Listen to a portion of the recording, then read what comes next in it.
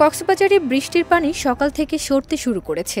গত দুদিনের টানা বৃষ্টিতে কক্সবাজারের কয়েকটি শহর, গ্রামসহ পর্যটন হোটেলের সামনে পানিতে তলিয়ে গেছে রাস্তাঘাট। পানিবন্দী হয়ে পড়ে শত শত পর্যটক। তবে সকাল থেকে পানি নেমে যাওয়াতে উল্লাসে মেতে উঠে সৈকতে ছুটছেন কক্সবাজার বেড়াতে যাওয়া দর্শনার্থীরা। 12 সেপ্টেম্বর বৃহস্পতিবার সকাল থেকে কক্সবাজারে বৃষ্টি শুরু হয়। কক্সবাজারবাসী রেকর্ড পরিমাণ বৃষ্টি দেখেছে গত দুদিন। ভারী বর্ষণে ওই দিন রাতে পাহাড় ধসে 2 পরিবারের 5 শিশুসহ 6 জন মারা যায়। এছাড়া সাগরে মাছ ধরার ট্রলার ডুবে একজনের মৃত্যু হয়েছে। ভারী বর্ষণে গতকাল শুক্রবার দুপুরে কক্সবাজারের উপসড়কগুলো ডুবে যায়। তবে আজ 14 সেপ্টেম্বর শনিবার সকালে অধিকাংশ সড়কে পানি দেখা যায়নি। কয়েকটি সড়কে কাদা মিশ্রিত ময়লা পানি জমে আছে। এদিকে শহরের প্রধান সড়ক কলাতলী সৈকত সড়কের পানি পুরোপুরি সরে গেছে। এতে দুদিন ধরে হোটেল কক্ষে আটকে থাকা পর্যটকের মধ্যে স্বস্তি ফিরেছে। দল বেঁধে তারা ছুটছেন সমুদ্র সৈকতে।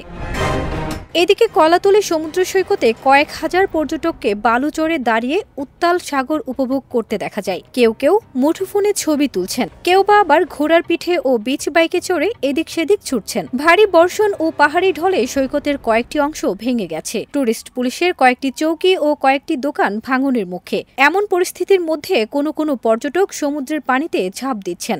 সি সেফ লাইফগার্ডের কর্মীরা বাঁশি বাজিয়ে পর্যটকদের সতর্ক করছেন।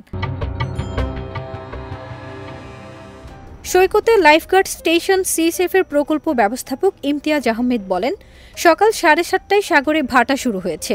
আবার জোয়ার শুরু হবে বেলা 2:15টার দিকে। গতকাল ভারী বর্ষণ শুরু হয়েছিল দুপুর 12টার দিকে। তখন সাগরে জোয়ার ছিল, ফলে বৃষ্টির পানি নেমে যেতে না পেরে মারাত্মক জলাবদ্ধতা তৈরি হয়েছিল, যা গত 50 বছরে দেখা যায়নি। বৈরী আবহাওয়ায় সাগর প্রচণ্ড উত্তাল। সাগরে গোসলে নামতে নিষেধ করে সৈকতের বালুচরে লাল নিশানা উড়ানো হয়েছে। তবে নিষেধাজ্ঞা অমান্য করে পর্যটকদের সাগরে ঝাঁপিয়ে পড়তে দেখা গেছে। সুগন্ধা সৈকতে অন্তত 10,000 পর্যটকের সমাগম। পাশের সিগাল ও লাবণী সৈকতেও কয়েক হাজার পর্যটকের দৌড়ঝাঁপ দেখা গেল। সব মিলিয়ে প্রায় 20,000 পর্যটক সৈকতে নেমেছেন বলে ধারণা করছেন সংশ্লিষ্ট ব্যক্তিরা। ফারজানা নিকিতা, দেশ রূপান্তর।